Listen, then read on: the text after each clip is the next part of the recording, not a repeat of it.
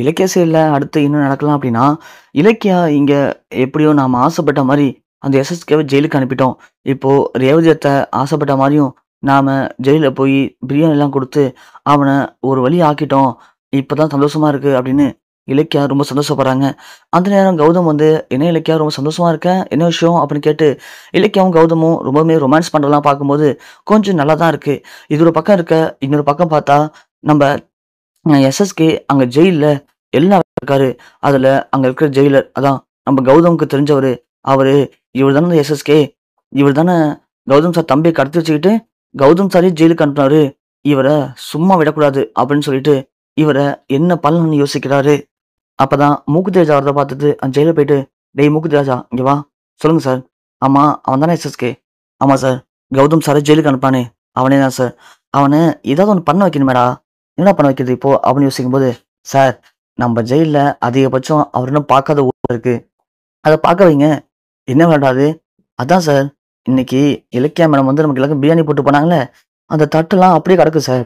அத இன்னைக்கு அவங்க வாஷ் பண்ண வைங்க." அப்படின்னு மூக்கு தாத்தா சொல்ல, உடனே "நல்ல ஐடியாடா" அப்படின்னு சொல்லிட்டு அவரு போயிட்டு, "இங்க வாங்க, இந்த பிளேட்லாம் கழுவுங்க."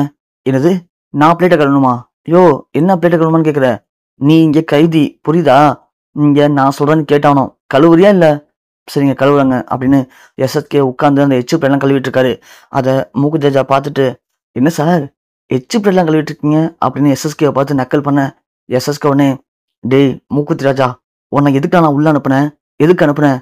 அந்த கௌதம் கதைய முடியாம தானே உள்ள அனுப்புனேன்.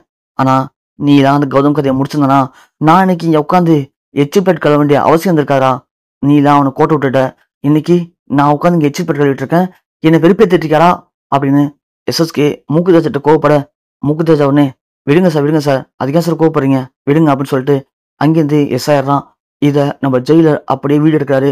வீடியோ எடுத்து நேரா இலக்கியாவுக்கு அனுப்புறாங்க. இலக்கியா அத பார்த்த உடனே செம்ம சந்தோஷப்படுறாங்க. "என்ன இது? எஸ்எஸ்கே இப்படி பிளேட் கழுவிட்டு இருக்காரு." அப்படின்னு சொல்லிட்டு, "கௌதம் இங்க வந்து பாருங்களேன். ஒரு முக்கியமான வீடியோ கிடைச்சிருக்கு." அப்படின்னு சொல்லி அந்த வீடியோவ இலக்கியா கௌதம்ட்ட காட்டுறாங்க. கௌதமும் பார்த்துட்டு சந்தோஷப்படுறாரு. உடனே இலக்கியா ஆட்டோ புடிச்சு நேரா கிளம்பி ரேவதி வீட்டுக்கு போறாங்க. ரேவதி வீட்டுக்கு போவும், ரேவதி உடனே, "வாம்மா இலக்கியா, என்னம்மா இந்த நேரத்துல வந்திருக்க? என்னாச்சு?" அப்படின்னு கேட்க, "இங்க பாருங்க அத்த, உங்கள்ட்ட அத காட்டணும்னு தான் இங்க வந்தனே. இத பாருங்க." அப்படின்னு சொல்லி காட்டுறாங்க. பார்த்தா எஸ்எஸ்கே எச்சு பெட்ரோல் வருத நம்ம ரேவதி பார்த்ததும் ரொம்ப சந்தோஷப்படுறாங்க. "பரவாயில்ல இலக்கியா, இப்பதான் எனக்கு மனசுக்கு ரொம்ப சந்தோஷமா இருக்கு. அவன் எனக்கு பண்ண துரோகத்துக்கும், என் புள்ளைக்கு பண்ண அநியாயத்துக்கும் இப்பதாம்மா எனக்கு மனசு ரொம்ப சந்தோஷமா இருக்கு." அப்படின்னு இங்க ரேவதி சொல்றாங்க. உடனே இலக்கியாவும் ரேவதியும் பேசிக்கிறாங்க. அப்ப இலக்கியா சொல்றாங்க, "இங்க பாருங்க அத்த, இது வெறும் சாதாரணம் தான். அடுத்து கோர்ட்ல கண்டிப்பா அந்த எஸ்எஸ்கேவ ப்ரொடியூஸ் பண்ணுவாங்க. அப்போ எஸ்எஸ்கே பண்ண எல்லா ஃப்ராட் தனத்தையும் நிரூபிச்சு, அவன இதுக்கப்புறம் இதே ஜெயில்ல கழுத்தீங்க வைக்காம நான் விடமாட்டேன் அத்த. அவன் பண்ண எல்லா பாவத்துக்கும், தப்புக்கும் அதுதான் அவனுக்கு சரியான தண்டனையா இருக்க போகுது." அப்படின்னு இங்க இலக்கியா ரேவதிட்ட சொல்றாங்க. 2 பேரும் சிரிச்சு பேசிக்கிறாங்க. அதுக்கப்புறம் இங்க இலக்கியா ஒரு பிளான் பண்றாங்க. என்ன அப்படின்னா, இத நாம இப்படியே விடக்கூடாது. ஏதாவது பண்ணணுமே அப்படின்னு யோசிக்கிறாங்க. நேரா அஞ்சலிய பார்க்க போறாங்க. அஞ்சலிய பார்க்க போனதும், அஞ்சலி உடனே, "ஏய் எதுக்கு என்ன பார்க்க வந்திருக்க இப்போ? என்ன வேணும் உனக்கு?" அப்படின்னு இங்க நம்ப அஞ்சலி இலக்கியாவ பார்த்து முறைக்க, இலக்கியா உடனே, "இங்க பாரு அஞ்சலி, எதுக்கு கோவப்படுற? கோவப்படாத. நான் உன்கிட்ட ஒண்ணு காட்டலான்னு தான் வந்தேன். அத காட்டிட்டு நான் பாட்டுக்கு போயிட்டு இருக்கேன். என்கிட்ட ஒண்ணு காட்டப் போறியா? என்ன காட்டப் போற? உனக்கு எனக்கு ஃபர்ஸ்ட் என்ன இருக்கு? என்ன காட்டணும் நீனு? சொல்டி." அப்படின்னு கேட்க, "என்ன காட்டணுமா? இந்த வீடியோ கொஞ்சம் பாரேன்." அப்படின்னு அந்த வீடியோவ காட்ட, அந்த வீடியோல எஸ்எஸ்கே எச்சு பெல்ட் கலர்றத பார்க்குறாங்க நம்ம அஞ்சலி. பார்த்த உடனே செம்ம ஷாக் ஆகுறாங்க. "ஏய் இலக்கியா, என்ன இது?" அப்படின்னு கேட்க, "என்ன இதுவா? நீ தான் சொன்னியே எஸ்எஸ்கே அப்பா, எஸ்எஸ்கே அப்பான்னு." "எஸ்எஸ்கே அப்பா? அட போப்பா!" அப்படின்னு சொல்லிட்டு உட்கார்ந்து எச்சு பிளேட் கழுவிட்டு இருக்காருப்பா அப்படின்னு சொல்ல, அஞ்சலி உடனே, "ஏய் இலக்கியா, என்ன உனக்கு திமிரா? இங்க பாரு, நீ நினைக்கிறதெல்லாம் நடக்குதுன்னு சொல்லி ரொம்ப சந்தோஷப்படுறியா? இங்க பாரு இலக்கியா, வேணாம். தேவையில்லாத பிரச்சனை பண்ணிட்டு இருக்காத. நீ ஒழுங்கா எஸ்எஸ்கே அப்பா மேல போட்ட கேஸ வாபஸ் வாங்கிடு. இல்லன்னு வச்சுக்கயேன்." "இல்லன்னு வச்சுக்கினா என்ன பண்ண போற?"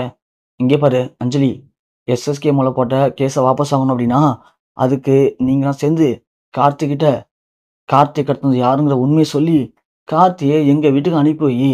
நான் அதுக்கப்புறம் எஸ்எஸ்கேவ ஜெயில்லருந்து வெளில வர வச்சுர்றேன். முடியுமா உன்னால?" "ஏய் என்ன? அது ஒரு நாள் முடியாது. இங்க பார், நீ என்ன வேணாலும் பண்ணிக்கோ. எனக்கு அத பத்தி கவலையே இல்ல. நாங்க நெனச்ச மாரியே உன்கிட்டயும் கௌதம்ட்ட இருக்க சொத்து எல்லாத்தையும் எடுத்து, நான் உன்னையும் கௌதமையும் நடுத்தெருவுல நிக்க வைக்காம விட மாட்டேன்டி." இது ஒன்றும் இன்னைக்கு நேற்றைய பகை இல்ல. சின்ன வயசுலேருந்து உனக்கு எனக்கு நடக்கிற இது ஒரு போர் மாதிரி. இந்த போர்ல இப்போதைக்கு நீ வேணா சொத்து பத்தோட இருக்கலாம். ஆனா உன்னை இப்படி நான் வாழ விட்டுற மாட்டேன்டி. நான் கார்த்தியை கல்யாணம் பண்ணிட்டு இருக்காங்க எல்லாம் உன்னை பழிவாங்கணும் தாண்டி கார்த்தியை கல்யாணம் பண்ணிக்கிட்டேன். என்ன கார்த்தி ஆசைப்பட்டு கல்யாணம் பண்ணிக்கிட்டானா? நீ பணக்கார வீட்டுக்கு போயிட்ட. அதுக்காக தான் நான் என்ன பண்ண தெரியலன்னு யோசிச்சேன். உன்னை விட பணக்காரனா இருக்கும்னு ஆசைப்பட்டேன். அதுக்கு தான் கார்த்தியை கல்யாணம் பண்ணிக்கிட்டேன். அவன் ஒரு சொந்தமா யோசிக்க தெரியாதவன். நான் எது சொன்னாலும் அப்படியே நம்பிடுவான் கார்த்தி. அப்படிதான் இத்தனை வருஷமா அவனை வச்சு ஓட்டிட்டேன். இன்னும் கொஞ்ச நாளைக்கு ஓட்ட மாட்டேன். நீ என்ன வேணாலும் பண்ணிக்கோ. கார்த்தி இப்போ எது சொன்னாலும் நான் சொல்றது கேட்கிற இதில் கரெக்டா இருக்கான். இதுதான் எனக்கான நேரம்டி. அதனால இன்னும் 2 நாள் தான். அதுக்குள்ள பாரு கார்த்தியை வச்சு உன்கிட்ட சொத்தெல்லாம் புடுங்கிட்டு உங்க நடுத்த நிக்க தான் போறேன். அதுக்கப்புறம் என்ன நடக்குதுன்னு மட்டும் பாரு. சரி அஞ்சலி, எனக்கு ஒண்ணு புரியல. இப்போ என்கிட்ட இருக்க சொத்தெல்லாம் கார்த்திக் பிடிங்கி கொடுத்துட்டேன்னா, அத கார்த்தி தானே பணக்காரன். நீ என்னடி பண்ண போற? நீ அப்பயும் ஒண்ணும் இல்லாதவ தானே. இதுலன்னா நீ என்ன பழி வாங்கிட்டதா அர்த்தம்? ம். போடி போ. இதான் நீ நினைச்சிட்டு இருக்க. எங்களுடைய திட்டமே வேறம்மா. எல்லாரும் நினைச்சிட்டு இருக்காங்க. சொத்தெல்லாம் பிடுங்கி கார்த்தி பேர்ல கொடுக்க போறேன்னு சொல்லிட்டு. ஆல்ரெடி நான் கார்த்திகிட்ட வெத்து பத்திரத்துல கையெழுத்து வாங்கி வச்சிருக்கேன். கார்த்தி மேல சொத்தெல்லாம் மாறினதுக்கு அப்புறம் அந்த சொத்து எல்லாத்தையுமே என் பேருக்கு நானே எழுதி மாத்திப்பேன். ஏன்னா கார்த்தி கையெழுத்து போட்டு கொடுத்துருக்கான். புரியுதா? அப்படி இல்லைனாலும் கார்த்திகிட்ட நான் ஈஸியா கையெழுத்து வாங்கி அவனுக்கே தெரியாம சொத்தெல்லாம் என் பேர்ல மாத்திடுவேன்.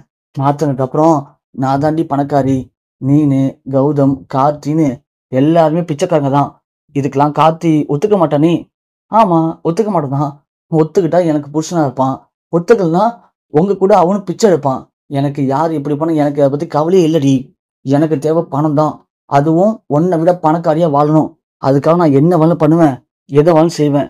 எனக்கு யாரும் முக்கியம் இல்லை. புரியுதா? அப்படின்னு சொல்லிட்டு அஞ்சலி தள்ளி விட்டுட்டு போயிட்டு இருக்காங்க இலக்கியாவை. இலக்கியா உடனே மாட்டிக்கிட்ட அஞ்சலி மாட்டிக்கிட்ட அப்படின்னு சொல்லிட்டு அந்த கூலிங் கிளாஸை கழட்டுறாங்க. அதாவது நம்ம எஸ்எஸ்கேவை எப்படி ஒரு கூலிங் கிளாஸ் போட்டு அவனுடைய வாயை பிடுங்கி உண்மையெல்லாம் வெளியே வர வச்சாங்களோ இலக்கியா, அதே மாதிரி இன்னைக்கு இந்த வீடியோவை காட்டி கூலிங் கிளாஸை போட்டு அஞ்சலி மூலயமா அஞ்சலியாவே தான் உண்மை எல்லாத்தையும் வளர வச்சுட்டாங்க இலக்கியா. இந்த உண்மையான வீடியோ எடுத்துட்டு போயிட்டு இப்போ இலக்கியா கார்த்திட்ட காட்டுறாங்க. கார்த்தி எல்லாத்தையும் பார்க்கறான். பார்த்ததுக்கு தான் கார்த்திக்கு புரியுது.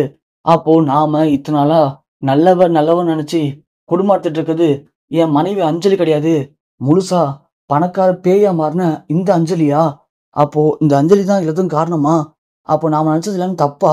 முட்டாள்தனம் பண்ணிட்டோமே கார்த்தி அப்படின்னு கார்த்தி பயங்கரமா ஃபீல் பண்ணுவான். இலக்கியா சொல்லுவா கார்த்தியை பார்த்து, இப்பயாச்சும் புரிதா கார்த்தி அப்படின்னு கேட்க, கார்த்தி ஒண்ணு அண்ணி என்னை மன்னிச்சிருங்க அண்ணி அப்படின்னு இலக்கிய காலை விழுவான். அப்போ இலக்கியா சொல்லுவாங்க, விடு கார்த்தி, நீ பண்ணதும் தப்பு, நீ இப்பயே புரிஞ்சுக்கிட்டியே, இப்பயாச்சும் புரிதா யார் கெட்டவன்னு சொல்லிட்டு அப்படின்னு சொல்ல, புரியுதா நீ அந்த அஞ்சலி இப்ப நான் என்ன பண்ண போறேன்னு பாருங்க அப்படின்னு சொல்லும்போது, விடு கார்த்தி, இப்போதைக்கு நீ தான் அவசரப்படாத. இன்னும் 2 நாள்ல கோர்ட்ல கேஸ் வரப்போகுது. அந்த எஸ்எஸ்கேவை நாங்க அங்க ஆஜர்படுத்துவோம். உன்னால நீ எல்லாத்தையும் நான் சரியா புரிஞ்சுக்கிட்ட அப்படின்னா நீ அங்க வந்து நடந்தல உண்மையை எடுத்து சொல்லி அப்போதைக்கு இந்த அஞ்சலி எஸ்எஸ்கே தாச்சானி இவங்களுடைய எல்லா திட்டத்துக்கும் முடிவு கட்டி நல்லவனா மாறி திரும்ப நம்ம வீட்டுக்கு வா கார்த்தி. நாம பழைய மாதிரி ஒன்னா ஒத்துமையா ஒரே வீட்டுல வாழலாம் அப்படின்னு இலக்கியா சொல்லிட்டு போவாங்க. அதே மாதிரி 2 நாள் கழிச்சு கோர்ட்ல கேஸ் வரும். அப்ப கார்த்தி வந்து உண்மையெல்லாம் சொல்லி இந்த இலக்கிய கௌதம பழிவாங்க நினைக்கிற ஒட்டுமொத்த கும்பலுக்கும் கார்த்தி மூலியமா தரமான சம்பவம் நடக்க போகுது. அப்படி நடந்தா நல்லா இருக்கும்னு நினைக்கிறவங்க மறக்காம இந்த வீடியோக்கு லைக் பண்ணி தெரியப்படுத்துங்க.